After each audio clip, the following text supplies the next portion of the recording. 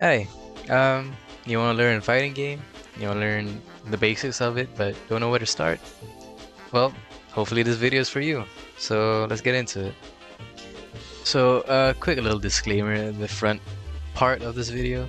I am going to get into very basic stuff here. It's a tutorial really meant for people that's never really played fighting games or really game that much in general.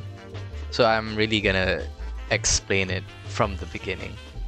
So what my idea here is that this is a starting off point. I will make more videos getting into more in-depth topics like picking character archetypes, and more lingo like footsies and neutral. But for this video, it's just the basics. So yeah. Okay, so let's start with the bare bones basic. Let's start with movement. So in any game, you can move, right? You can move up, down, left, right. It's a bit different in fighting games because you don't move left, right. Well, you do, but we don't call it that. You have your jump, you have your crouch, and you have your forwards and backwards. So we call it forwards and backwards because it will be easier for you to know the moves, and also it's because your character is facing each other, you know? Like Ryu is facing Ken now, so right is forwards.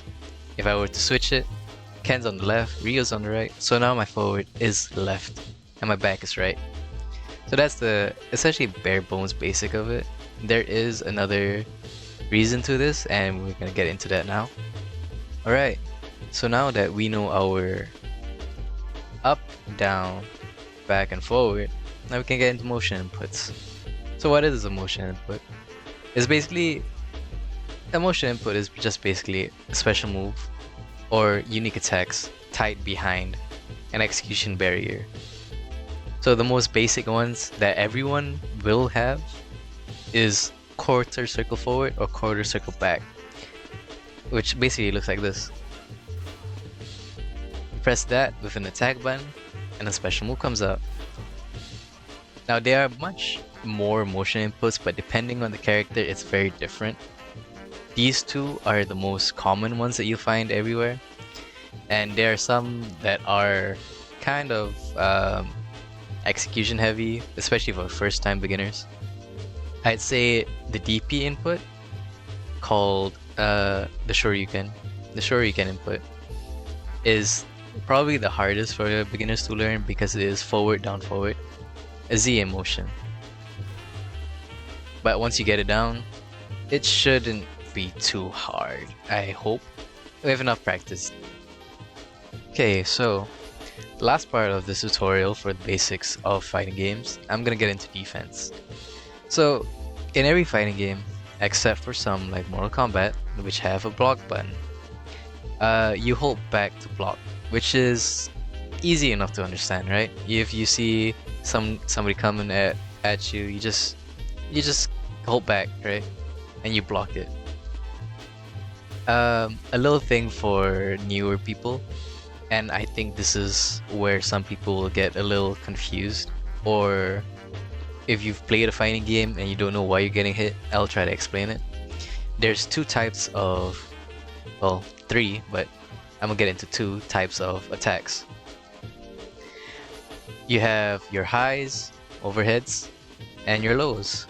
And the third one is your throws or cross-ups. Well, not really cross-ups, but I'll get into that some of the time.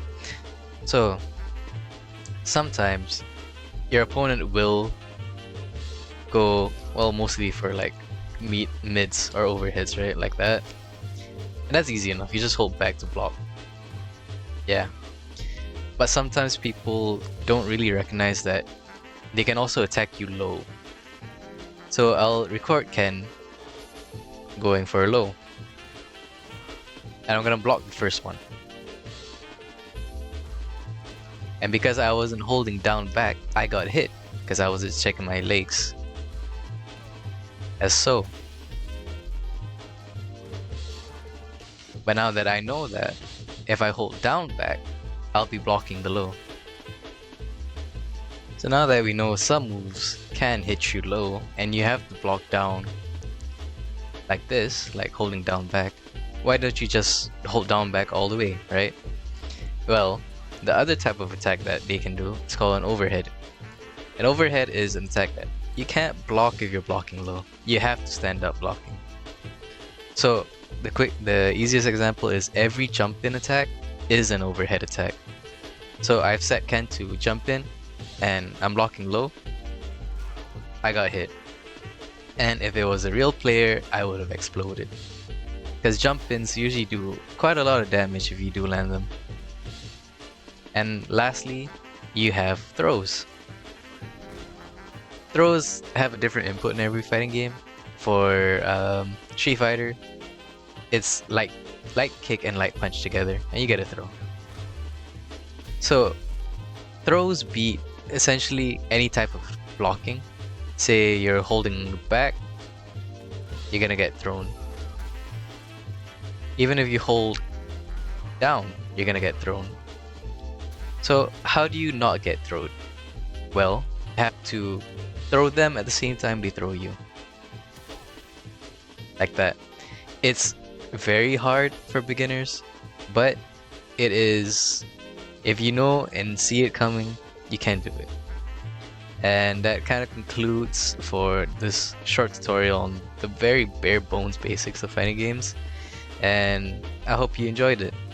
So I hope you subscribe and like the video. That will help me a lot, and I will be posting more soon. Yeah, bye.